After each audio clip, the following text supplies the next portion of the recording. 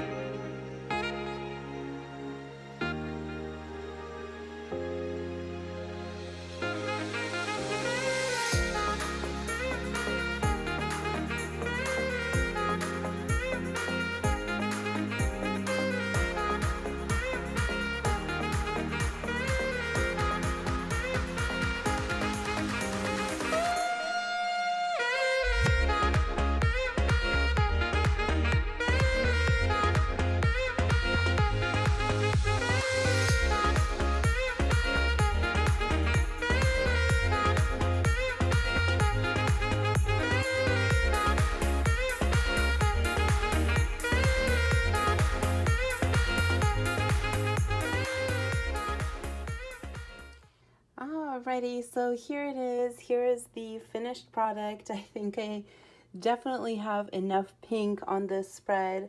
I know it's kind of hard to see on camera, but this gold foil is just so pretty. I really like it. It was a little bit difficult to get this big one on. Some spots were not going on as smoothly as I had hoped, but overall, I think this is pretty cute and there's plenty of space to write, so it's very functional. So let me know what you guys think in the comments, and I will see you next time.